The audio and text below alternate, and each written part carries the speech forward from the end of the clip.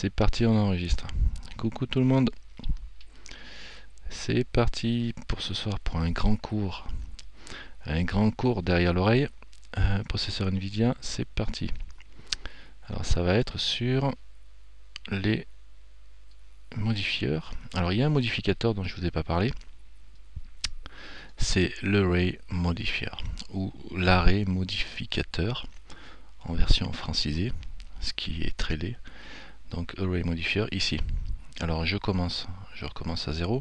On ouvre notre Blender comme d'habitude avec un joli petit cube par exemple pour commencer, et je vais vous montrer ici dans modificateur ou dans add modifier, vous avez array. Donc on ouvre array qui par défaut va je vais passer, décidément je démarre jamais avec le clavier qu'il faut. Voilà, je prends le bon clavier. Par défaut, je vais me mettre en vue de dessus. Et on remarque que dès que j'ai mis array, voilà, je le ferme, mon cube il se duplique tout de suite. Pourquoi? Parce qu'il y a par défaut ici, il y a count 2. Alors ça c'est le nombre. Alors en fait, en résumé, l'array modifier vous permet de dupliquer votre objet auquel vous l'appliquez. Là c'est un cube, ça pourrait être n'importe quoi. D'ailleurs on modifiera le cube pour vous montrer ce que ça donne, et on peut choisir le nombre de fois qu'il est dupliqué. Donc là si je mets 3, ça avance. Je vais dézoomer pour qu'on voit mieux, peut-être me mettre en Z. Voilà, 4, 5, voilà, j'en mets 6. Après, en dehors du nombre de cubes que l'on définit, voilà, on peut définir ici ce qu'on appelle un offset. Alors là il y a le relative offset qui va tenir compte de la taille de votre objet pour définir l'offset. C'est-à-dire que là on a 1 en X, c'est-à-dire qu'il va se décaler de 1 de une taille de l'objet. Si je mets un 5, vous voyez, mes cubes ils se séparent. J'ai repassé en mode visible. Vous voyez, tous mes cubes se séparent. Je mets un 2, un 3. Vous voyez, vous avez une séparation qui augmente au fur et à mesure que j'augmente. Alors, si j'augmente la taille de mon cube avec un S tout simple, ou si je la diminue, ça reste constant, enfin proportionnel, l'espace. L'espace reste proportionnel. Il y a une autre façon d'espacer, de mettre un interfaçage, enfin un espace entre les cubes, c'est le constant offset qui lui est censé, alors si j'enlève le relative offset, qui lui est censé me mettre un décalage constant entre chaque cube. C'est-à-dire que là j'en ai 6, il faut que je monte de, voilà, je passe à 2 fois, parce que mon cube lui il fait une taille de 2. Mon cube sa taille c'est 2, enfin un peu moins de 2. Si je mets un S pour l'augmenter, voilà, il fait 2 unités Blender. L'unité Blender c'est un carreau. C'est un carreau, c'est unité Blender. Si on zoome, on arrive à des dixièmes de carreau parce que je divise par 10 à chaque fois. Donc voilà, j'ai 2 unités de Blender. Et si je regarde, là je vais avoir 2 demi-carreaux, donc j'ai 2,2. J'ai le virgule 2, c'est ce qui dépasse du 2. C'est-à-dire c'est 2, voilà, là pile poil. J'arrive, il faudrait que je remonte exactement. Alors la taille de mon cube, je l'ai ici. 1,99, d'accord, 2 et 2. Voilà, en X c'est 12, mais c'est parce que c'est l'array complet. En fait c'est bizarre qu'il fasse 12. Si je mets 2, 2, 2, 2, 2. Tiens, donc c'est marrant, ça veut dire qu'il y a quand même un petit bug. Bon, donc je vais remettre ça à 0. À 0, normalement on a tout sur un seul cube. Tiens, c'est marrant, j'ai fait bugger. Voilà, il revient à 0, 154. Donc si je le mets à 1 ici en scale, voilà, les dimensions. Alors le scale de 1, j'ai une dimension de mon objet qui est en x, y, z de 2, puisqu'il fait 1 dans un sens et 1 dans l'autre, et pareil comme ça, hein, d'accord, donc il fait bien 2 par 2. Et si j'augmente le constant offset, alors c'est censé, je vais dépasser les deux, si j'arrive à 2 pile, ça fait, ils vont se mettre bout à bout, et si je dépasse, ça va augmenter, alors 2,1, je vais avoir un petit carreau. Voilà, bon, donc je peux définir l'espace entre chaque cube. Ça c'est le constant offset et le relative offset qui est là. Alors ce qui se passe, c'est qu'ils s'accumulent, ils s'ajoutent, on va dire, l'un aux autres. Si j'ai que le relative offset à 1, là il me décale de 1, donc ils sont bien bout à bout. Si j'augmente, si je mets 1,1, je retrouve des espaces entre les cubes. Donc si je mets 1, ils sont pile poil collés bout à bout. Et si je rajoute ici du 0,1, tac, 3, 2, 0. Je vais l'écrire direct, ça sera plus simple, 0.1, entrée. Je vais avoir le 1 plus mon écart constant que j'ai ici. Voilà. Donc ça sert à ça, ces histoires d'offset et de relative et de constante. Il y en a un qui tient compte de la taille et l'autre il décale de façon constante l'espace. Vous avez en dessous, ouais, Ama, vous avez en dessous le merge.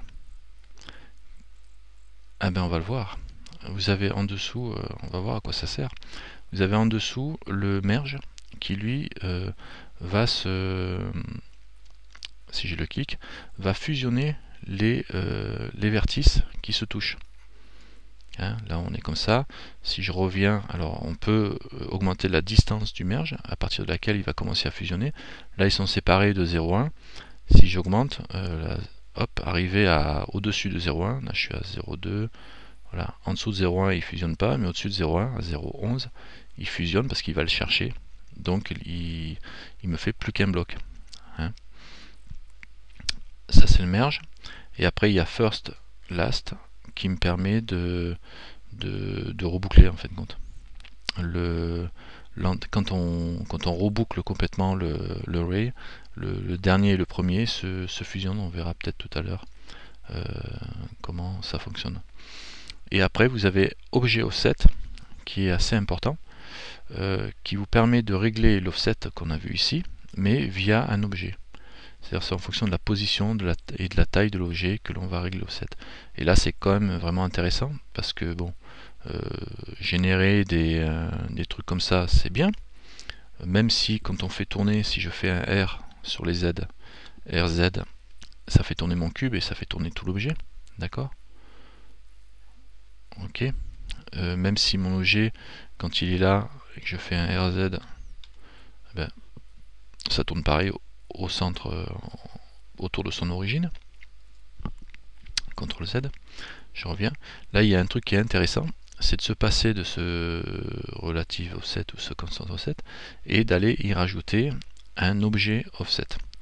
Alors l'objet offset va me demander quel est l'objet qui va me servir pour régler l'offset. Et c'est là où ça devient un petit peu comment dire, compliqué quand vous n'avez jamais vu ça. Je vais me mettre en vue de dessus. C'est que on utilise ce qu'on appelle un empty en général. Alors un empty, EMPTY pour ceux pour les intimes, c'est un objet qui est vide. Hein, ça veut dire vide, empty. C'est un objet qui n'existe pas, sauf qu'il a les mêmes propriétés qu'un objet qui existe. C'est-à-dire que vous pouvez le faire tourner, vous pouvez le resizer, vous pouvez l'élargir. Il va prendre en compte les propriétés, mais il n'existe pas, donc vous aurez juste la croix qui signale son origine. Je redonne le lien JohnMe. Et donc je vais faire add empty. Alors je fais bien attention à ce que mon curseur soit au centre. Hein. Pour vérifier mon curseur soit au centre, soit je fais un Shift S sur le bon clavier. Alors par exemple là il n'est pas au centre, j'ai fait un clic, là mon curseur il est là.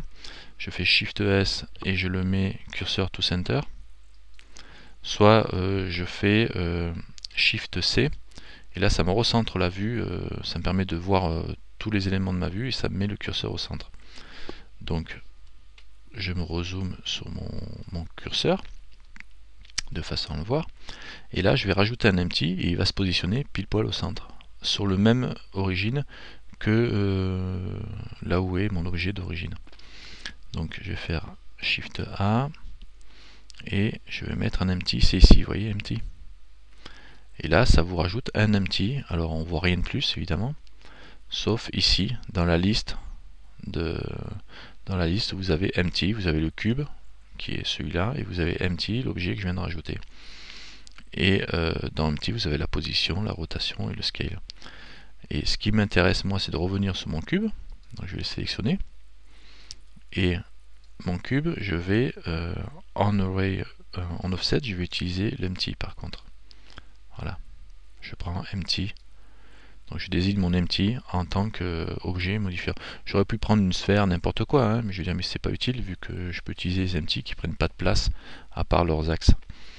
Et là, si je passe en mode edit et que je me mets sur l'empty, alors je vais revenir en mode objet et que je me mets sur l'empty, je repasse en mode edit. Donc je suis bien en mode edit. Alors l'empty il est là. Je vais pas passer en mode edit sur l'empty, tiens donc. Je suis bien sur l'empty là. Ouais, cube. Ah bah il n'y a pas le mode edit sur l'empty, donc c'est pas grave, on peut le redimensionner et le faire tourner sans être en mode edit. Donc en restant en mode objet. Là si je fais tourner l'empty, vu que j'ai mis sur mon objet, je lui ai dit que l'offset c'était l'empty, alors par exemple je vais enlever le relation offset et tout ça de façon à tout effacer, et je garde juste l'offset en empty. Si je me mets sur l'empty ici et que je déplace mon empty, voilà, ça déplace. Alors on voit l'origine de mon empty qui se déplace en fait. Vous voyez, ma croix, mes curseurs sont dessus et ça déplace tout. C'est lui qui va régler l'offset qui sépare les cubes en fonction de la position de mon empty. Alors par défaut il est à 0. Alors je fais un CTRL Z pour le remettre à 0. CTRL Z, voilà. Et je peux aussi le faire tourner. Alors je vais le déplacer. Je vais aller le mettre en X ici, je peux le régler à 2. Comme ça fait comme si j'avais un constant offset, enfin à 2. Et je peux le faire tourner en faisant un R, Z. Et je fais tourner. Et là par contre, on voit que l'objet tourne d'une façon un peu bizarre. Vous voyez, ça se tord dans tous les sens, ça fait comme une tentacule. Un peu. Ouais, parce que là je suis en vue de dessus. Je suis en vue de dessus, si je fais une rotation, là je le vois tourner comme ça autour de cet axe là. Alors je peux faire un S, redimensionner le empty, S, et alors je fais un S. Si je fais un S, j'agrandis, et vous voyez, ça agrandit et ça reste proportionnel. En fait, compte, ça va diminuer vers, si je diminue, ça va diminuer vers les parties éloignées. Et si j'agrandis, ça va agrandir les parties éloignées en positif ou en négatif. Donc, voilà. Si je le valide, voilà, si je le valide comme ça, par exemple, et que je fais une rotation, R, eh bien, je fais tourner comme ça, mon truc. Et si je me mets comme ça et je prends mon empty, je le déplace dans les Z, je le fais tourner comme ça. Donc je peux obtenir, et je peux le redimensionner en épaisseur. Si je fais un SZ, il va changer l'épaisseur, mais pareil, ça reste proportionnel, c'est-à-dire qu'au début ça change pas beaucoup, et à la fin ça change beaucoup. À la fin il est très petit, alors qu'au début il est très gros. Si je veux pas avoir cet objet là, il faut que je redimensionne mon objet lui-même. Donc là je fais un SZ, et là j'ai tout. Alors là j'obtiens le même résultat parce que je suis en mode objet. Donc j'ai à peu près la même chose qu'avec l'empty, parce que c'est par rapport à l'empty que ça va jouer. Donc je vais me mettre en mode edit sur lui, et là je vais faire un SZ, et là j'ai tout qui change, mais de la même façon. D'accord? La différence c'est de passer en edit mode ou en mode objet. En mode objet ça va jouer par rapport à l'empty. Donc vous redimensionnez l'empty ou lui, ça sera pareil, il vaut mieux redimensionner l'empty. Et quand vous voulez redimensionner, jouer sur l'objet lui-même, vous passez en mode edit. Et là, on change tout à la fois. Si je repasse en mode objet et je veux resserrer tout ça, je vais resélectionner mon empty tant qu'à faire, pour éviter de changer le centre de mes tablettes. Et je vais faire un GZ pour resserrer ça, comme ça. Et je clique sur mon objet, je passe en mode edit et je peux le redimensionner normalement comme ça. Alors l'objet lui-même je le redimensionne, mais je peux le faire tourner et il va tourner chacun dans son coin. Je fais un RZ, vous voyez, on peut faire tourner les objets tous de la même façon. Enfin, là, les réplicants vont tourner exactement pareil. Donc si je le mets comme ça, voilà. Hein, bon, lui comme ça. Par contre, si je fais la même chose en mode objet sur l'empty, je vais avoir la rotation, mais qui va de l'enroulement, on va dire. R, voilà, c'est une rotation d'enroulement. RZ, voilà. D'accord. Alors vous allez me dire, là, c'est un peu... Voilà, ça fait un escalier, mais c'est pas terrible parce que il aurait mieux valu le prévoir autrement. Donc je vais recommencer pour vous montrer là c'était juste pour vous montrer ce que ça va vous donner. La plupart du temps, quand on commence, c'est ce qu'on a. C'est-à-dire qu'on se retrouve avec l'empty au centre, notre objet au centre, et du coup, on a des formes comme ça. Alors l'objet, évidemment, vu que mon empty était au centre, si je remets mon empty au centre, je suis empilé, hein, les uns par rapport aux autres, comme ça. Après, je peux attraper mon objet et le décentrer, le désaxer. Hein.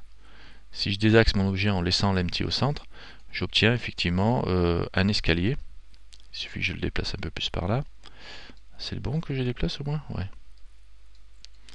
Je peux obtenir effectivement un escalier avec des formes en positionnant comme je veux, soit l'objet, soit l'empty au niveau des marches. Hein, et après, pareil, pour augmenter ou diminuer l'épaisseur, il faut se mettre en mode edit. Et là, vous faites du SZ pour pouvoir augmenter ou diminuer l'épaisseur de vos marches, si vous voulez. Donc là, c'est une façon de travailler. Je vais vous montrer aussi comment on peut fonctionner un empty en mode de rotation, par exemple. Souvent, on peut s'en servir pour des pieds de chaise, des tours de construction architecturale. Je vais faire un fichier nouveau, on arrête tout. Alors je vais dire que lui, on va l'agrandir. Je vais faire un SZ.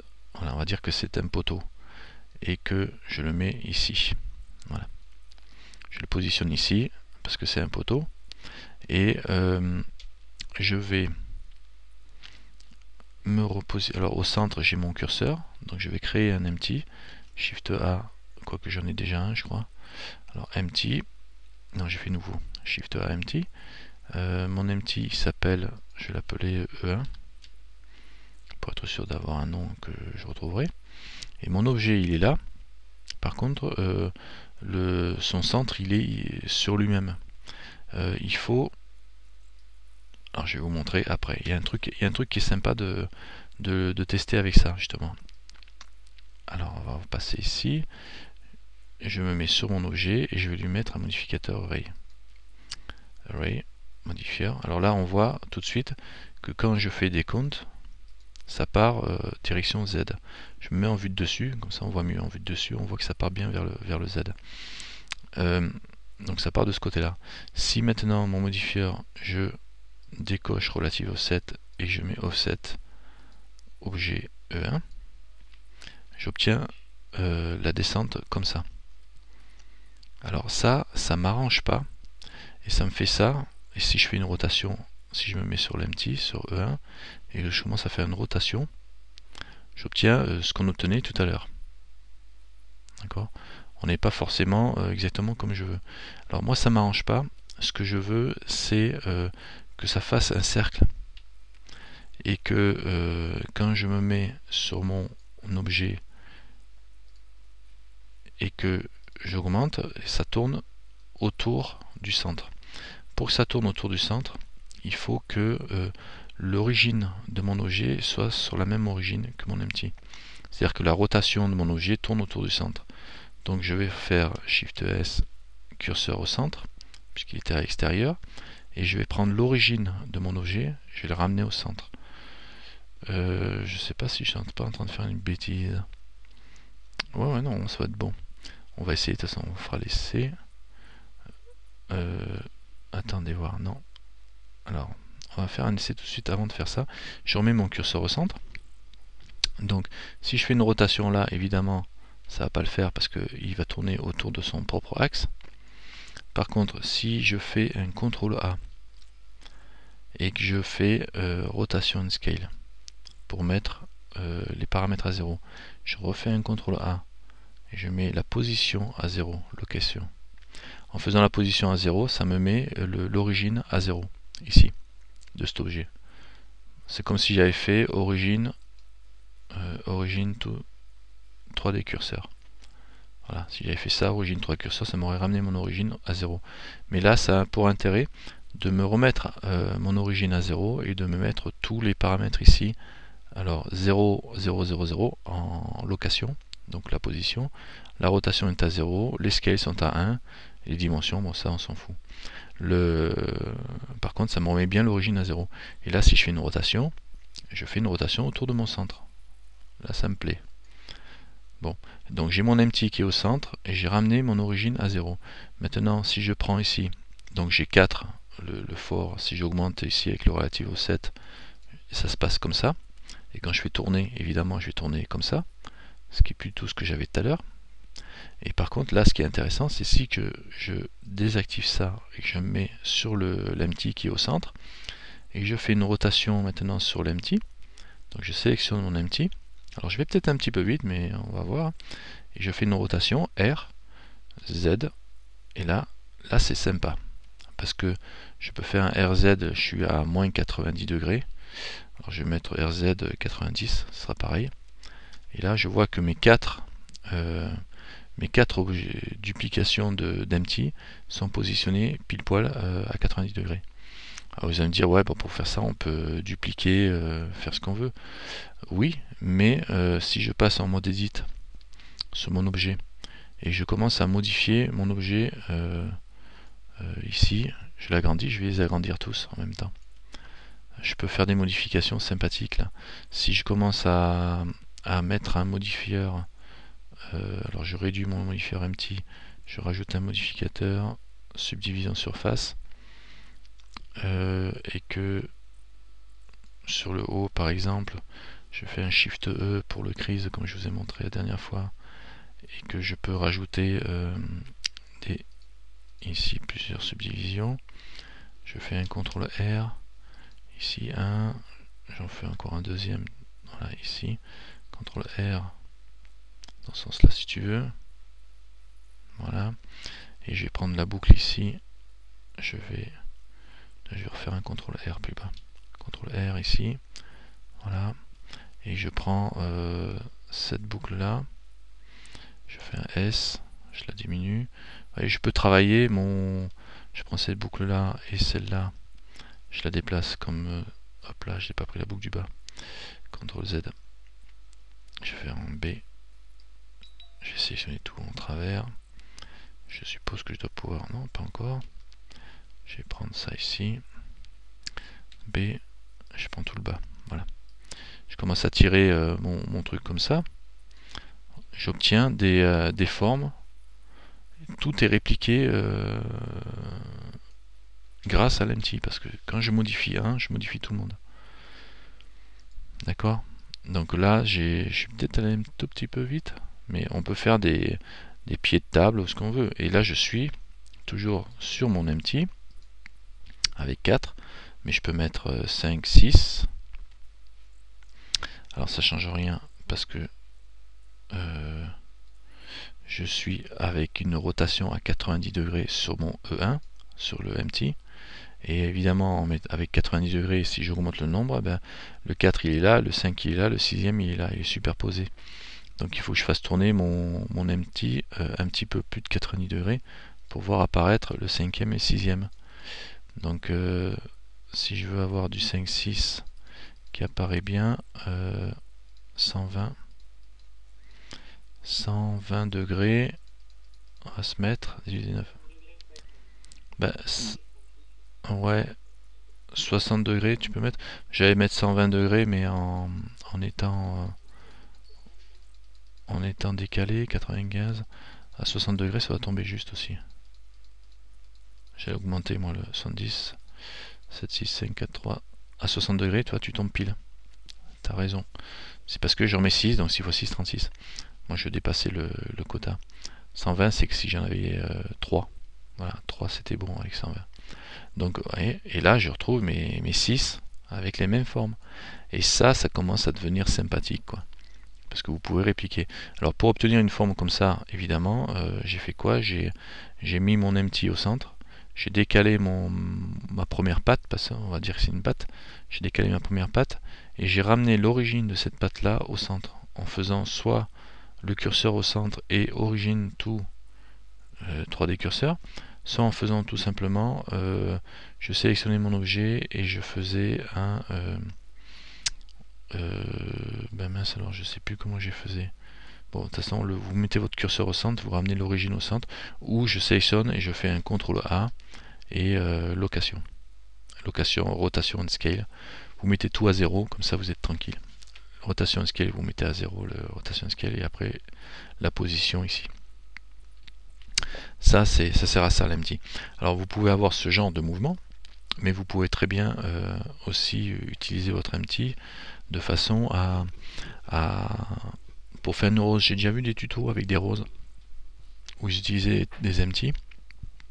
C'était assez sympathique parce qu'en fait compte il utilisait fichier new, hop on efface tout, il prenait un pétale, l'attaque il commence tout de suite en faisant Shift A empty, comme ça on a l'empty placé. D'ailleurs je vais le renommer cet empty objet empty, je vais l'appeler E1. J'aime bien, il faut penser à renommer vos objets quand même. Après je repasse sur mon cube, je vais l'appeler C1. Ça parle pas mieux que cube, mais bon, moi je sais que c'est celui-là. Et mon cube, je vais y mettre un petit coup, un modificateur subdivision surface, même 2. Je vais l'agrandir, je vais faire un SZ. Voilà, là je suis toujours en mode objet, hein. Je vais passer en edit mode. Je vais rajouter un CTRL R en haut, ici. Voilà. Oups. Valider. Et je vais faire un S Y pour l'aplatir.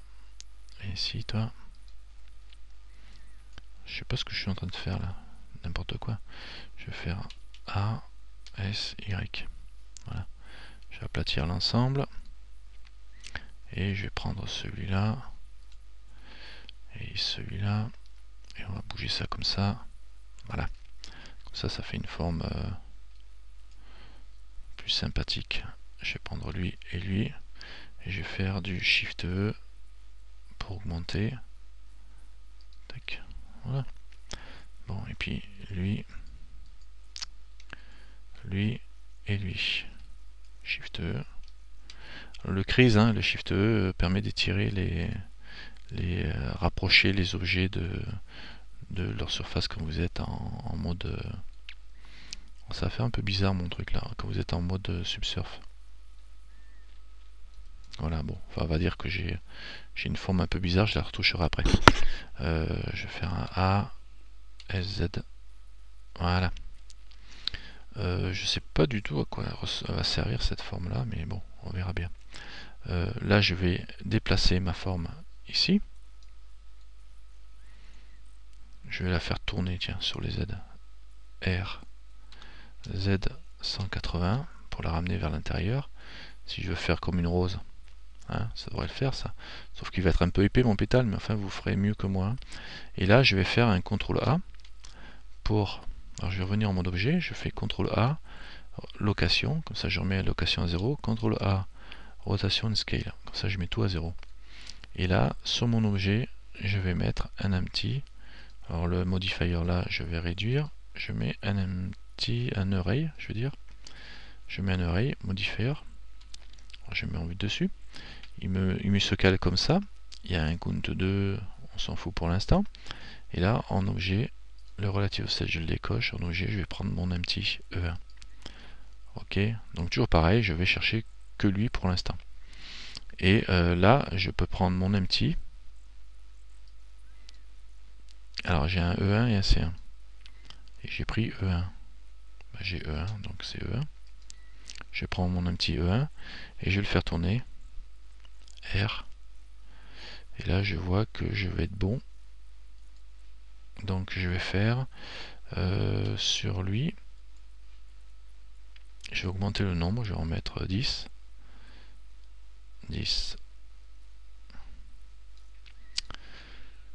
10, voilà, j'en mets 10. Donc je vais faire une rotation complète avec 360 degrés. 360 degrés divisé par 10, ça me fait 36 degrés.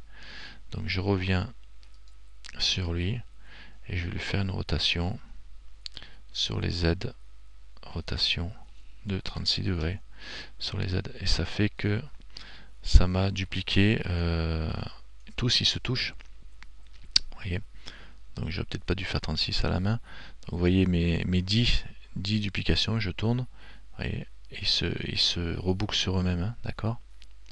Donc là j'ai 36 degrés pour avoir le tour complet et de façon équilibrée parce que j'en ai 10, 360 divisé par 10. Mais là je peux agrandir le champ. Oui, mais je vais la resserrer après, la base. Je peux agrandir en faisant un... Je suis toujours sur l'empty, hein, donc je fais un S. Donc en faisant un S, par exemple, je vais augmenter comme ça, parce que je fais un S dans tous les sens. Mais si je fais un CTRL Z et que je fais un S, Shift Z, c'est-à-dire je fais un S que sur un seul plan, ben, ça change rien, ça c'est étonnant ça. Bon, je peux toujours prendre la base de ma rose, de mon pétale de rose, et le faire tourner, faire une rotation sur les X, et sauf que je suis sur l'empty là. CTRL Z, je vais revenir sur mon objet, ici, alors c'est C1 le cube, E1 c'est l'empty, C1 le cube, R, X, ah oui d'accord, je reviens sur l'empty, si je fais un scale S, là je suis comme ça, donc pour le redimensionner, c'est comme je vous ai dit tout à l'heure, il faut se passer en mode edit, le cube, je prends sur le cube, et là je peux le retoucher, et lui faire un R, une rotation sur les X, voilà, c'est mieux. Donc pensez à passer en mode edit, sinon vous allez faire comme moi, vous allez galérer. Et on peut le déplacer aussi, pour l'écarter. Vous voyez, c'est là qu'on va pouvoir jouer. Pour écarter notre histoire, soit on l'écarte comme ça en le déplaçant, parce qu'en mode edit, on ne déplace pas l'origine. Soit on redimensionne mon objet, et on peut choisir exactement la forme de votre objet. Soit là, je vais l'agrandir. Si je l'attrape et que je l'agrandis comme ça, je peux faire des fleurs ou faire des formes qui sont intéressantes. Si je l'attrape et je le descends celui-là, vous voyez ce que je veux dire? C'est quand même vachement sympathique. Je prends, en fait, quand on n'en touche qu'un pour avoir des formes bien pratiques. RX, voilà. Et là, pareil, je peux le prendre et jouer avec le mode connecté, faire une rotation sur lui en agrandissant pour le tordre un petit peu. OIS, comme ça. Là, il faudrait que j'augmente le nombre de ici de 3 et R X, ouais, par exemple, si on veut. Donc là c'est plus une fleur, c'est une fleur qui est bien nourrie parce qu'elle a des pétales hyper chargés. Donc voilà, on peut donc penser à basculer en mode edit. Alors il y a le mode edit là-dessus, il y a le mode, si je reviens en mode objet et je commence à déplacer mon pétale, je vais décaler l'ensemble. On va se retrouver avec des formes d'escalier en colimaçon, ce qui peut être intéressant parce que là je déplace l'objet ou je déplace l'empty. CTRL Z deux fois et je me mets sur l'empty et je déplace l'empty, ce qui est peut-être plus logique de déplacer l'empty parce que au moins vous déplacez toujours le même. Voilà, il y a certaines plantes qui peuvent avoir ce genre de forme, quoi. Ouais, les plantes grasses. Donc voilà quoi. Après, si vous voulez les écarter, ben, vous resélectionnez, vous passez un objet sur lui et vous sélectionnez tout et vous écartez un peu votre montage de façon à ce que ça soit plus aéré, si on veut. Voilà. Et je fais tourner RX pour toucher les bases si je veux, quoi. Voilà. Hein, on fait ce qu'on veut, quoi, en fin de compte. Donc c'est on joue sur le mode edit, on joue sur la position de l'empty, sur la rotation de l'empty. En mode objet, empty. Alors en mode objet, vous avez la position de l'empty qui va définir le décalage. Vous avez la rotation de l'empty qui va changer votre remplissage dans ce cas-là. Et vous avez la taille de l'empty qui va générer un truc plus ou moins gros ou plus ou moins petit. Voilà, R. Je reviens en rotation. Voilà, qui va vous donner des formes qui partent d'un dégradé. Ça fait un dégradé, hein, du plus gros au plus petit. Alors là, on peut faire on peut faire une tentacule par exemple. Là, on va voir la tentacule, c'est le grand classique, hein, parce que alors on a vu pour les fleurs, hein, vous pouvez jouer avec ça. Faites des pétales plus jolis. Donc vous voyez, on a vu pour des tables de pieds par exemple, comme ça, enfin des pieds de table, pour voir comment ça peut fonctionner. Si on prend par exemple la tentacule, c'est le grand classique de l'empty. On part d'un cube, on fait, j'y colle un empty direct sur la même base, puisque de toute façon je ne vais pas avoir besoin de décaler mon cube. Et je reprends mon cube, je passe en mode edit, je lui supprime en mode face, je lui supprime la face de devant, la face de derrière, parce qu'elles vont se répéter en fait quand je vais y mettre un empty, et ça sert à rien de les laisser à l'intérieur. Bon, on va en parler tout à l'heure, donc je vais les laisser pour l'instant, et je vais mettre un modifieur, array modifier. Et on a vu donc les offsets constants. Je vais mettre mon objet ici, je vais mettre du relatif offset, alors je vais mettre en vue de dessus pour voir bien. Je vais mettre du relatif offset, on va mettre 15, 16, allez, 16 cubes, on va dire. 16 cubes avec un relatif offset de 1 pour qu'ils soient collés les uns aux autres. Alors voilà, c'est là où je disais, comme ils sont collés les uns aux autres, on n'a pas besoin de voir les faces à l'intérieur. Si je me mets en Z, on a les faces qui sont à l'intérieur qui vont exister. Donc j'en ai pas besoin moi de ces faces là, puisque je veux qu'ils soient collés. Donc cette face là qui est de ce côté là, je vais la virer, et cette face là qui va se trouver là aussi, je vais la virer. Donc je vire les deux faces sur mon cube d'origine, ça va les virer partout. Je fais supprime face. Voilà, j'ai supprimé deux faces, ça ne change rien au montage, sauf que j'ai plus de face à l'intérieur pour me gêner. Et dans la foulée, vu que je veux que ça se scotche, que ça fasse plus qu'un seul bloc, pour faire une tentacule par exemple, je vais cocher merge. Et là, normalement, si je reviens en Z quand vous voyez quelque chose, et en mode objet, si je dézoome, si je commence à faire tourner mon empty, OIS, alors je vais mettre objet offset, je vais utiliser l'empty en objet offset, et je le fais tourner. On va venir ici pour le choper, voilà, empty, et je fais une rotation Z. Et là, ça devient intéressant parce que, il faut regarder de loin, hein, décidément. On fait tourner notre objet comme ça. Alors vous voyez, mon objet, il se décroche au niveau de mon soudage du merge, mais je pourrais le raccrocher après en augmentant le delta. Si j'augmente, tac tac, voilà, là il est ressoudé à 0,5, il les a raccrochés les merges, il les a refusionnés. Et là, comme on voit, on est toujours de la même taille, parce que j'ai le relative offset enclenché. Hein, là, je suis toujours pareil. Donc j'ai fait tourner, mais je garde la taille. Si je veux, je peux le laisser le relative offset. Si je veux changer la taille, il faut que je change la taille de mon empty. Empty, une tentacule, c'est plus fin au bout d'un côté que l'autre, donc je vais faire S. Le size, donc je vais le diminuer plutôt que de l'augmenter.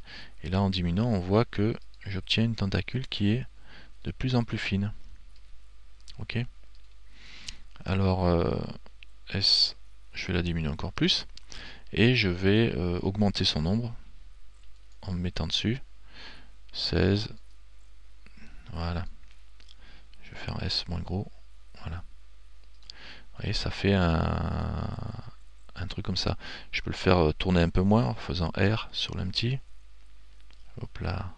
Voilà. Donc on peut régler la rotation de la tentacule et comment elle s'enroule. Hein. Donc voilà. Et évidemment, là-dessus, on rajoute un modifier, un modificateur subsurf pour me lisser tout ça. Alors, c'est quoi ça? C'est l'oreille. modificateur surface là, je vais rajouter 2 crans et j'ai une tentacule qui est jouable si je me mets en shading smooth. Voilà, elle est très bien cette tentacule. Et si je veux la tordre un peu plus dans l'autre sens, je prends mon empty ici et je monte l'empty, ce qui me fait des tentacules ou des tournicotons. Alors évidemment, si je monte trop, évidemment, je repère la jonction. Hein, décidément, hop là, je repère. En fait, quand il faut faire le mouvement qui vous intéresse, et quand vous avez positionné bien comme il faut votre histoire, vous resélectionnez votre objet, vous augmentez le nombre le déplacement ici au niveau du merge pour assurer la jonction. Voilà, là la jonction est assurée. Il faut que je monte à 0,8. On obtient des formes intéressantes.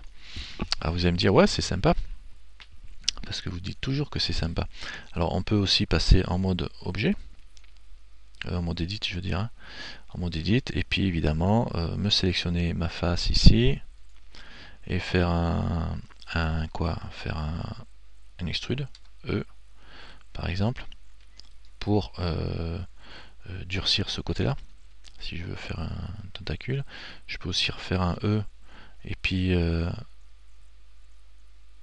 voilà, je fais un clic droit pour valider, je fais un S, scale pour diminuer, et il n'est pas terrible ça, CTRL Z. Je vais revenir sur lui, et je vais faire Shift E, non pas Shift E, c'est Shift E, voilà, pour plaquer, faire un côté plat, parce que ce côté là va être plaqué avec le crease, hein, pour plaquer ce côté là sur le bord, et là je vais faire un E, extrude, que je valide avec le clic droit sans bouger, et là je fais encore un E, que je valide avec le clic droit, et je fais un S pour resizer, voilà, et même encore S encore, et je peux le faire soit sortir, soit rentrer. Alors je vais le faire comme ça, je vais faire un E que je valide et je vais le faire rentrer. G, Y. Voilà, on va faire des entrées de tentacules. Alors ce qui est étonnant, c'est que là ça me le foire ici. C'est pas que ça me le foire ici, c'est les jonctions, le merge qui va me le merger sur le bord parce qu'il est trop grand. Donc je vais revenir en mode objet et je vais voir si histoire de merge, si j'enlève les merges, en enlevant les merges je suis bien ici. Donc là ils sont peut-être un petit peu trop loin les uns des autres pour que ça se passe bien, donc on va peut-être les rapprocher. Pourtant le merge il aurait dû le prendre. Alors là dans ce cas là justement ça pose un petit souci parce qu'il y a il y a peut-être moyen de merger sans que ça casse les pieds, donc déjà en faisant tourner. Si je sélectionne mon objet et que je fais une rotation, sauf que là ça va me faire tourner tout, donc en mode edit, si je fais A et une rotation pour qu'ils soient déjà un peu mieux dans l'axe, tous les uns des autres, et je diminue le relative offset, voilà, ça ira mieux. Là le merge il est accroché direct, ou presque. Alors un petit peu plus de merge, on augmente, voilà, là encore un peu. Alors il faut dire qu'avec mon crease, j'ai abusé parce que là ça va être dur pour lui de le rattraper. Ouais, j'ai un peu trop appuyé sur le crease quoi. Donc ok. Ah j'ai craché. Ça y est. Non. Là je suis à fond. Donc je vais le bouger. 9,08. Bon ça colle un peu trop. 8 et on descend ça. Voilà, j'ai le crease qui me fait des trous dans mon maillage là. Donc je vais sélectionner cette boucle ici. Voilà, et Shift E, et on va baisser le crease pour qu'il arrête de me casser les pieds. J'ai tout sélectionné d'ailleurs. Shift E, Ruiz 0. Là j'ai un petit trou dans mon maillage, je sais pas d'où. Bah, c'est le. En fait compte c'est mon. Ouais. Il faudrait peut-être que je mette un grise ici. Alt ici, Shift E pour les tirer, voilà. Je les tire de façon à ce que la bordure vienne se coller ici à la bordure, vu que je vais avoir la jointure. Comme ça me permet de faire la jointure sans trop de galère. Hein, et voilà. Enfin bon, après c'est du build, hein, vous travaillez avec, vous jouez comme vous voulez. Mon tentacule, elle est plutôt moche. Enfin bon, voilà. On peut jouer avec ça. Après, il y a un autre moyen de jouer. Alors donc vous avez vu, j'ai fait tourner en mode edit. Hein. J'ai fait tourner mon objet pour que l'alignement se fasse plus facilement.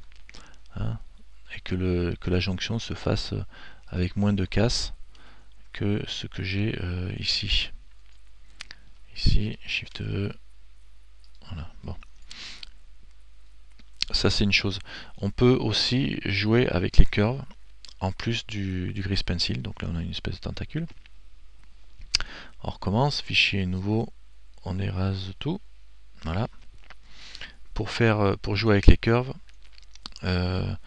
on est toujours dans le même principe. On commence par un Shift A, on met un empty. On prend son objet et je vais mettre un curve d'abord. Je fais Shift A et je vais aller y mettre un curve. Je vais mettre un curve, un nub. Je vais prendre le PAF qui est le chemin, puisque je vais avoir besoin que du PAF. Donc on va utiliser le curve qui est le PAF. On l'a pas vu celui-là. C'est pas le chat et PAF, c'est le chemin dans lequel, alors en vue de dessus toujours avec les curves, hein. La différence c'est que là on voit qu'il est droit par défaut. Donc je vais faire un scale, je vais faire un S pour l'agrandir. Comme ça je vois mon chemin s'agrandir. Donc ça c'est mon chemin. Je vais le déplacer ici. Ici pour l'instant, bon je vais le laisser comme il était, là, ici.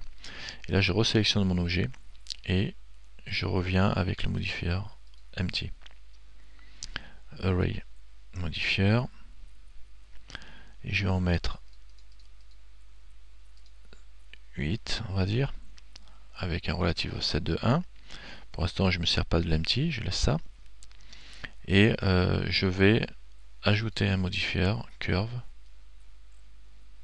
comme on a vu récemment, et en objet je prends mon PAF, mon herb PAF que j'ai mis et mon herb PAF, je vais aller dans ces objets, dans ces préférences objet data et lui dire ici qu'il fasse un stretch, c'est-à-dire qu'il allonge sur la longueur du chemin indiqué, et le bound clamp c'est pour qu'il se mette sur la longueur de mon complète du début à la fin et qu'il n'en sorte pas, que les bouts de mon chemin soient les bouts de mon objet.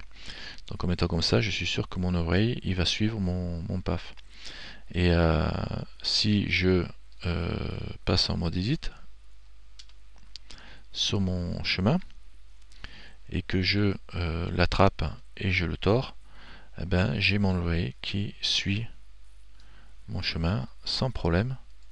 Donc là on calcule même plus le nombre de tours avec un empty, etc. Même si j'ai généré un empty, je peux le déplacer comme je veux grâce au chemin. Alors le chemin, si je veux un peu plus de points ici, je sélectionne les deux points là, je fais un W subdivise et je retrouve un point d'accrochage un peu plus loin. Donc voilà, je peux le tordre un peu comme ça. Voilà, on va le tendre comme ça. D'accord. Donc là j'ai défini le chemin de on va dire la position, le chemin que va suivre mon array. Et si je vais maintenant sur alors ça c'est le PAF, on a vu, le cube il est là, j'ai pas généré un empty, ici le voilà, empty. Mon empty, si je prends mon empty et que dans l'array je prends au niveau du cube, alors je vais revenir sur, c'est compliqué, hein, je reviens sur les modifieurs et je ferme ça, j'ouvre la ligne array. Alors dans mon array j'en ai 8, alors je peux augmenter, de toute façon ça augmentera la résolution. Hein, plus j'en mets, si j'en mets que 4 de array, ils sont étalés sur mon PAF. Donc en fait ça me permet de régler la résolution pratiquement de mon système en sachant que je vais avoir qu'une seule à chaque fois. C'est pas tout à fait comme avec les NURB quand on part d'un cylindre et qu'on multiplie, qu'après on change un petit peu le, la résolution, quoi, qui est à 12 par défaut, mais ça nous fait beaucoup de points. Là, ça nous fait énormément de faces. Là, je suis qu'à 148, enfin 66 faces avec ces oreilles là. Parce que j'ai que des cubes qui sont étalés sur le PAF. C'est vraiment intéressant de travailler comme ça, avec le ray, un PAF pour faire la forme, et vous choisissez le nombre de rays pour avoir la résolution. C'est beaucoup plus précis. Et le empty, lui, si je me mets en objet offset, que je prends l'empty en objet offset, donc je garde le relatif objet si je veux, ou je l'éteins et je déplace mon empty. Alors il faut que je me mette sur l'empty et je le déplace pour retrouver, pour régler exactement comme je veux mon offset. Alors soit je le mets en détaché, parce que là j'ai un déplacement qui est à 2,89, alors que à 2 ça collerait pile poil. Hein, à 2 je colle pile poil. Et là c'est intéressant pour ça. Mais ce qui est intéressant surtout, c'est qu'avec le size, je vais pouvoir avoir l'effet gros devant et petit au bout. Avec S sur l'empty, je peux obtenir cet effet de réduction que j'avais sur ma tentacule. Donc après, là, il faut redimensionner, retoucher le size pour que ça recolle. Et voir, comme ça, vous aurez un... Soit vous laissez comme ça, soit vous retouchez la dimension de votre cube d'origine de façon à ce que ça se ferme bien. Genre, pour faire ça, il faut passer en mode edit sur le cube. Edit sur le cube, donc ça se remet tout droit parce qu'en mode edit, le curve PAF ne marche pas. Mais par contre, vous allez pouvoir redimensionner ce loop ici en sélectionnant les faces qui font le tour. Voilà, vous sélectionnez que cette face là directement. Voilà, et vous la redimensionnez en faisant un S. Et voilà, et vous la redimensionnez de façon à ce que ça colle au suivant. Alors une fois que vous avez votre forme finale, évidemment, comme ça vous évitera de le faire 10 fois. Et là ça colle bien jusqu'au bout. Si je fais merge en plus, ben, ça va le coller, et puis là avec la distance ça va être encore mieux. Et là quand je repasse en mode objet, je obtiens les jonctions qui sont bien, avec mon bout qui finit bien comme il faut. Alors je n'oublie pas de supprimer les faces qui sont à l'intérieur. On les voit là, elles sont dedans. Donc je sélectionne en mode edit, je sélectionne ma face ici, je fais un X, je supprime la face là, et je sélectionne celle-là, X, face, je supprime celle-ci aussi. Et après il faudra que je la rajoute, parce que de toute façon, une fois que j'aurai validé, je reviens en mode objet, donc on voit que ça me les a supprimés normalement. Voilà, ça me les a supprimés à l'intérieur. Ça m'a rien supprimé du tout.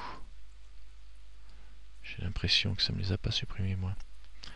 Reviens par ici toi. Tab. Oh là là. Tab, est-ce que je disais supprimer? Oui, celle-là est supprimée. Ah oui, c'est ça, c'est bon. Elles sont bien supprimées, on voit bien jusqu'au bout quoi. On pourrait y aller avec la souris. Donc elles sont bien supprimées. Par contre, quand je repasse en mode objet et que je vois le tournicoton, j'ai des bordures qui sont pas très jolies. Bon, par contre, en augmentant un petit peu le merge, tac, je vais assurer que la jointure se fasse super bien. Et après, une fois que j'ai bien ma jointure faite, que j'ai ma résolution, que je dis c'est bon au niveau de la forme, eh ben, je rajoute dessus le modifier. Alors là, j'ai le curve, j'ai le ray, je rajoute un modifier subsurf pour obtenir une forme plus lisse, si je veux. Et ça, j'ai plus qu'à valider tout ce beau monde en mode objet, applique, curve, applique, oh oh, CTRL Z. Je crois qu'il vaut mieux monter il vaut mieux d'abord appliquer le ray avant d'appliquer le curve. Applique le ray et on applique le curve. Voilà. Donc l'ordre aussi d'application est importante. Et là j'ai mon objet, si je passe en edit, avec plein de vertices, mais pas tant que ça. Il fait 700 faces. Alors j'aurais pu le faire plus simple hein, aussi. Hein, j'aurais pu faire plus simple quand même. en, en suivi, et je ferme les bouts, hein, évidemment. Donc voilà, j'ai plus qu'à fermer les bouts pour faire mon tournicoton et puis l'attraper, le déformer comme je veux, quoi, en fin de compte, avec le mode enable enclenché, et on fait ce qu'on veut si je veux faire ça. Voilà pour une façon de toujours de faire des tuyaux, hein. Et l'oreille est vraiment sympa dès que vous avez des objets qui se répètent. Même pour trois objets. Plus ils sont compliqués vos objets, plus ça va être, mieux ça va être en fin de compte. Si vous avez c'est mieux, pourquoi? Parce que même si c'est des pattes d'une table, et que vos pattes elles sont vraiment bien faites, et qu'il y a beaucoup de choses dessus, si vous voulez les retoucher et que vous voulez que toutes les pattes soient pareilles, évidemment, eh ben, vous les retouchez avant d'appliquer le ray, ce qui va répliquer tout ça à toutes les pattes au niveau de la forme. Vous pouvez les faire pivoter tout ensemble, vous pouvez tout travailler ensemble avec le ray. Et quand vous avez vraiment fini, eh ben, hop. Alors avant de valider le ray, faites une sauvegarde, comme ça vous permettra de revenir en arrière et de toucher sans... Vous l'appelez sauve avant array, et puis voilà. Et comme ça vous permet de revenir dans une position où vous allez pouvoir encore travailler avec le ray. Ou alors vous serez obligé de reprendre votre patte et de relancer un array et de régénérer tout ça, quoi. Oui. Hmm. Là actuellement, vu que j'ai pas fait de sauvegarde encore, je fais File, je fais Save.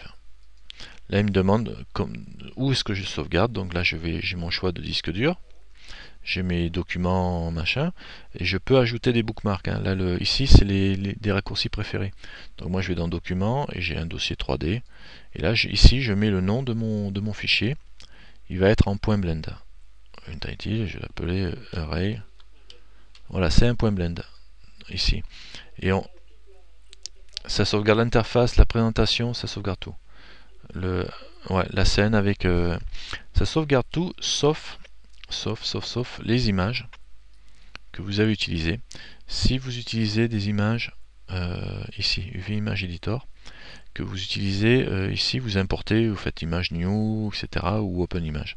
Vous importez une image, n'importe laquelle, je fais n'importe quoi. Bon, je ne sais même pas ce que c'est ça d'ailleurs. Faut que je fasse attention d'importer n'importe quoi.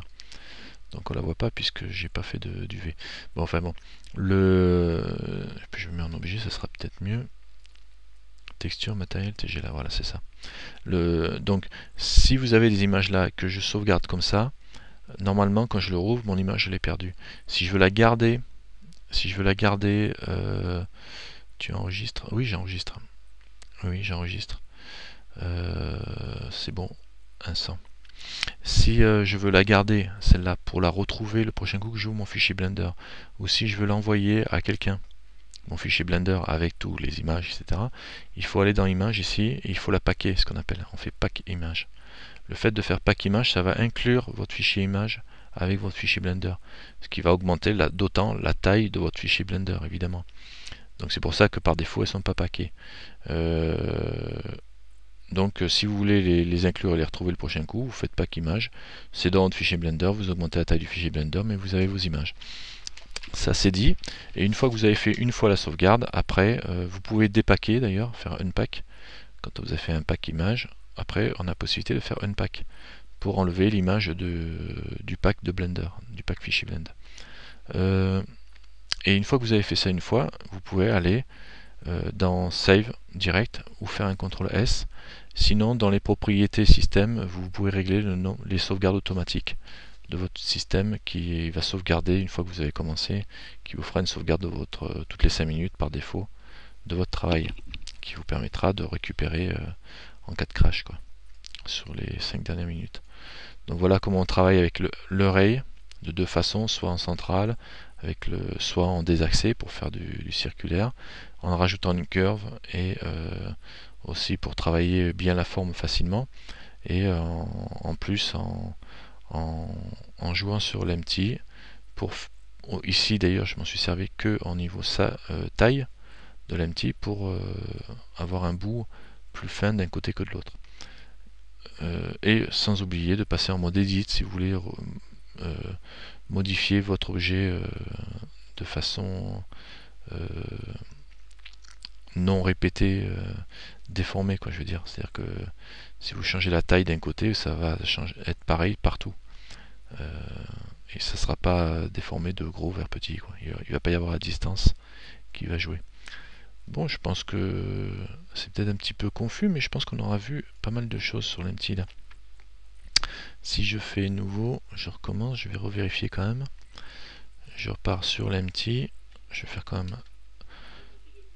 Oui, ben l'empty c'est excellent dès que vous avez plusieurs objets. Parce qu'un objet, vous pouvez faire un Shift D, le dupliquer. Là, j'ai dupliqué l'empty.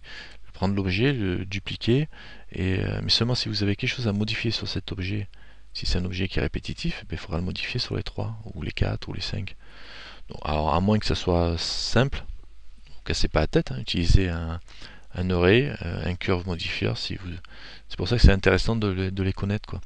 Le curve modifier avec le path, hein, le path qui est linéaire à l'origine, que vous n'avez plus qu'à attraper. C'est comme que vous n'avez plus qu'à attraper et à modifier, quoi, et à déformer. Non, franchement c'est bien comme truc.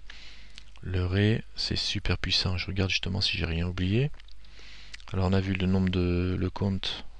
Alors toujours, hein, mettez-vous en mode vue de dessus, hein, par défaut, pour essayer de vous retrouver. Le compte. Ah oui, alors il y a ça aussi. Le fixe compte. Vous avez ici.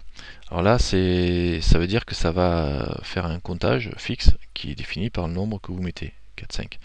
Au-dessus, vous avez le fit length. C'est-à-dire le comptage va se faire en fonction de la longueur de votre length, du chemin que vous donnez. Si je mets un chemin de 10 mètres, 10,11 mètres par exemple, je mets, eh ben là il m'en met je sais pas combien. Par contre, je peux, si je diminue la taille, maintenant je vais le voir en mettant un relative offset qui dépasse les 1. Bon, là il m'en met 1, 2, 3, 4, 5. Si je diminue la taille de mon objet, S, il en garde que 5 parce qu'il. Pourquoi? Il a merdé là. Ça c'est un petit peu des bugs que je trouve, j'ai l'impression que ça marche pas super bien à ce niveau là. Alors, fixe compte, 5, 6. Et si je mets length, voilà, de length, là il passe de. Alors ce qui m'étonne c'est que le 13, là j'avais 13 en longueur, et fixe compte, 7, 8, 9, 10, voilà, là j'en ai 10, si je passe en length, il diminue. Pourquoi?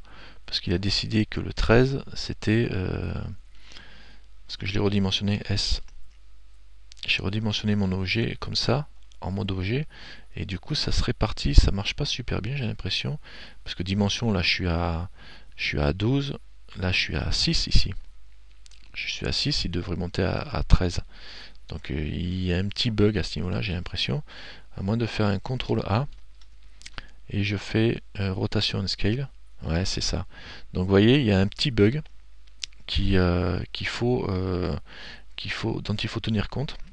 C'est-à-dire que là, j'avais demandé une longueur de 13. Là, je vais descendre la longueur, vous voyez, je descends, et il me supprime des cubes au fur et à mesure que je descends. Et il va le supprimer dès que je descends en dessous du niveau nécessaire. Voilà, là, j'ai plus que 2 cubes, mais j'ai 3,80. Si je monte, ça va monter. Bon, là, je suis là, à 3,80, évidemment, ça marche. Alors, là, tant que je bouge pas, c'est bon. Maintenant, si je fais, je suis à 7,40. Hein. Donc ici, en dimension, mon truc, il fait 6,47. Donc il a le compte qui va bien pour atteindre, enfin il va, comment dire, je dis une longueur de 7,40 et au maximum il peut mettre 1, 2, 3, 4, 5 cubes dans cette longueur de 7,40. Si j'augmente un petit peu plus, là à 8 il peut en mettre un de plus ou 2 de plus là. Par contre si je fais un scale, je fais S sur mon objet, je redimensionne l'ensemble ici. La taille de mon objet il fait plus que 2,47 alors que je devrais avoir une longueur de 8,10. Et il devrait mettre plus d'objets. On dit mince ça marche pas. Et effectivement il y a un bug parce que si je redimensionne mon objet en mode objet et que ça devrait rallonger le nombre augmenter le nombre d'objets quoi. Donc là il faut faire un CTRL A pour valider mon truc, ma modification en mode objet. Et là c'est rotation and scale, c'est surtout parce qu'il y a le scale qui m'intéresse quoi. Je vais faire scale tout court même. Et là voilà, en faisant CTRL A scale, il reprend en compte ma longueur réelle et il va me les tirer et il me monte jusqu'à 7,90 pour les 8-10 maximum demandés. Si j'en mets un de plus, je dépasse la taille. Donc faites un CTRL A. N'oubliez pas ce CTRL A. Ou alors il faut, si je fais un scale, là je fais un S, pareil, je redescends. Donc là il m'a pas augmenté le nombre de, il m'a pas retiré le truc. Il faut le faire en mode edit. Je suppose. Si je refais un CTRL A, scale, hop, il m'en remet plein en plus. Et si je veux vérifier, alors je vais augmenter. Pareil en taille, en grosseur, hein, je l'augmente. Et ce couillon, il me diminue pas le nombre de cubes. Alors, je vais faire un CTRL A, scale, et là il m'a rediminué le nombre de cubes. Donc il y a un petit bug, c'est pas encore tout à fait au point à ce niveau-là, ça n'a pas pris en compte, mais si vous voulez pas vous embêter, vous le faites le resize en mode edit. Et là je suis pratiquement sûr que ça va marcher ce coup-ci. Si je fais un S en mode edit, voilà, au fur et à mesure que je diminue ma taille, effectivement ça marche, ça incrémente bien le nombre de cubes. Donc, conclusion, conséquence donc, je vous conseille de travailler en mode edit sur les modifications comme ça. Hein.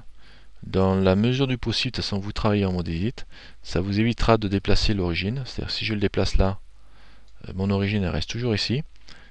Ça fait que du coup, si je fais si j'utilise un empty en point de rotation, eh ben, il va tourner bien comme il faut, parce que je ne toucherai pas l'objet. Donc à la limite, c'est pas plus mal de travailler en mode edit sur le ray. Une fois que vous l'avez validé, dès que vous avez enclenché le ray, eh ben, faites vos modifications en mode edit. Comme ça, le length, vous pouvez changer ça, parce que là, apparemment, ça ne le gère pas en mode objet. Ça ne vous gère pas ça. Alors après, ça c'est la longueur, et après vous avez un fit curve qui vous permet de suivre une courbe qu'il faut définir évidemment. Donc là je suis en mode objet dessus. Alors je reviens en mode objet, je fais Shift A, curve, je vais prendre un path. Voilà, il est là, je vais le bouger. G, et ici, je le mets, je vais le mettre là. Et S, je l'agrandis. Voilà, et donc mon objet ici, je vais dire suis-moi le curve, nurb path, puisque j'en ai qu'un. Donc il me l'a allongé. Et si je prends mon objet, que je le rescale, lui par contre, je peux être en objet, je peux le rescaler sans problème. Il va, la taille de mon curve diminue bien et augmente bien la taille de mon, même en mode objet. Hein, donc ça marche bien. Par contre, si je suis en edit mode et que je déplace mon objet, c'est toujours la taille qui compte. Il va pas me suivre le... D'accord? Alors là c'est bien parce que comme vous avez la taille qui suit la longueur de votre curve, rien ne vous empêche de vous servir de cette curve là aussi en tant que chemin pour votre objet. Donc on reprend un modifier ici, je rajoute un modifier curve. Comme ça, dans la foulée, on peut très bien, alors on peut servir de lui pour faire la taille, et puis on peut servir d'un autre curve pour faire le chemin. Mais si je mets un modifier curve et que je lui dis d'utiliser le même curve, ben effectivement, ici, en mode edit, il suit le chemin et il suit la longueur. Ce qui est quand même sympathique. D'ailleurs, le mieux c'est de le mettre superposé, comme ça vous n'êtes pas embêté. Voilà, superposer les deux pile poil, les deux centres au même endroit. Hein, l'origine. Ah ouais, mais ça va aller. L'origine ici, voilà. Les origines superposées. Et voilà, je passe en mode edit. Donc je bouge ma curve comme je veux. Vu que la longueur, elle suit la longueur de la curve, il n'y a aucun souci. Ça reste bien au bout. C'est comme le length de la curve qu'on avait tout à l'heure. Et si je suis sur mon bout de curve et que je fais CTRL et je génère des points dans la foulée, il va suivre mon truc sans aucun problème. Voilà, ça c'est quand même excellent parce que ça génère des trucs et vous avez toujours un maillage vous allez obtenir un maillage qui va être Voilà, homogène, je le répète. Donc homogène et puis qui sera simple. Hein, parce que même travailler avec des curves en étant en mode glissage le long d'un chemin, souvent ça génère des mèches qui sont hyper complexes qu'il faut simplifier. Quoi d'ailleurs, il faudrait que je regarde comment on fait pour simplifier un mesh généré par une curve. Et là après vous pouvez monter, et c'est ça qui est excellent parce qu'on monte et ça suit, ça génère quoi. Et on a toujours l'option avec en revenant sur mon objet et en revenant sur mon array modifier. Alors vous voyez, on commence à en voir plusieurs des modifiers, mais l'array d'un côté, le curve modifier, les courbes qui travaillent qui permettent de faire des formes, et là-dessus en mettant mon objet path ici, j'ai pas mis un empty. Alors j'en ai plusieurs d'empty, voilà, je suis bien maintenant. Alors empty tout court. Et là on commence à servir aussi de ce tableau là, empty tout court. Et là je déplace, hop là, ça va vite hein, par contre. Alors je vais essayer de monter avec le Z ici. Voilà, gentil. Ah ben oui, tu peux mettre plusieurs oreilles aussi. Plusieurs oreilles pour mettre un oreille qui va multiplier celui-là. Et je vais avoir un oreille qui va multiplier cette forme-là même. Si je rajoute un nouvel oreille, alors là sur lui, je me remets sur cette forme-là. Alors j'ai déjà un oreille, je viens ici, j'en rajoute un deuxième array. Et j'ai un autre oreille qui lui va mettre en compte constant. Par contre, voilà, il est là-bas le deuxième, vous voyez. Ça commence à faire un petit peu loin. Oups, parce que comme il est énorme mon objet. Voilà, j'ai baissé un peu. Voilà, j'en ai un deuxième là, pareil. Et je peux mettre plusieurs comptes, suivre une courbe, etc. D'accord? Donc les oreilles peuvent s'empiler, s'enchaîner, et vous pouvez obtenir effectivement de la 3D x2 égale de la 6D, quoi. Des modificateurs. Oui, plus un curve sur lequel vous allez faire suivre votre oreille, évidemment. Pareil, chacun peut enchaîner. Et donc là, vous commencez à obtenir imaginons que ça soit une patte de table, vous la décalez, vous la faites tourner avec un empty. Pareil, de la même façon que j'ai fait tout à l'heure. Donc vous mettez en mode edit. En mode edit, vous déplacez lui. J'avais plusieurs empty collés, je reviens en mode objet. Je vais sélectionner l'empty 1 sur lui. Et dans le deuxième array, je vais prendre objet, je vais prendre empty 1. Donc je prends empty 1 ici, et je vais voir si... oh là là, je sais pas s'ils seront sur le même truc, mais avec une rotation, voilà, ça devrait... RZ, on devrait pouvoir le déplacer, ouais, d'accord. Sauf qu'ils n'ont pas les mêmes origines tous les deux, donc évidemment ça met pas, c'est pas bon parce que mon empty n'était pas au même endroit. Mais on peut obtenir des répétitions comme j'avais tout à l'heure. CTRL Z, le empty il est là, c'est lui qui n'est pas collé comme il faut. CTRL A, et je vais mettre location à 0 pour la position, pour avoir l'origine à 0. Et mon empty 01, CTRL A, location, comme ça je mets sa position à 0. Et donc normalement si je reviens sur lui, avec son modifier à 0 ici, donc il va être empilé, ouais, c'est bon. Là je fais une rotation sur les Z. Oulala. Et là j'empile les... Et viens ici toi. Bon, ça va un peu vite là. Bon, il vaut mieux valider un empty pour un oreille pour utiliser l'autre parce que là, ça fait... qu'est-ce que j'ai fait là? Ah oui, mais en plus j'ai le... Non, c'est le curve modifier que je déforme là, ça va pas. C'est lui qui m'intéresse. Empty 1, c'est bon. R, Z. Je suis sur quoi là? Ah, c'est l'objet, c'est l'empty 1 qu'il me faut toucher là. Empty 1, c'est bon. R, Z, voilà. Et là, je fais une rotation. Je vais mettre à 90 comme j'en ai 4. J'ai bien mes 4 objets qui sont tournés comme mes 4 pattes de tout à l'heure, quoi. D'accord? J'ai pas mis 90 parce que j'ai mis que 84. Je vais mettre 90, voilà. Comme ça tombe pile poil. Donc là, on obtient des objets qui sont vraiment complexes. Mais ma foi. Et tout est modifiable, quoi. En fin de compte, je peux changer la rotation, je peux changer le chemin. Et en fait compte tout ça, il n'y a qu'un cube à l'origine qui est dedans, quoi. Et c'est ce cube là qui est le seul objet qui est définissable. Si je me mets en mode edit, je sélectionne ce cube là, c'est lui qui est à l'origine, il n'y a pas d'autre objet, hein. Je vais le faire tourner, R sur les Y, comme ça, et un S, je peux l'agrandir, et je peux resserrer le chemin avec le ray, je fais un petit R pour coller, et un merge derrière pour lui, en augmentant le merge, pour être sûr de l'avoir collé. Et là je reviens en mode objet, et je obtiens le même travail, mais version collée. D'accord? Version tout lisse. Eh ben oui, d'où l'intérêt, parce qu'après tu as juste à retoucher ton objet de base.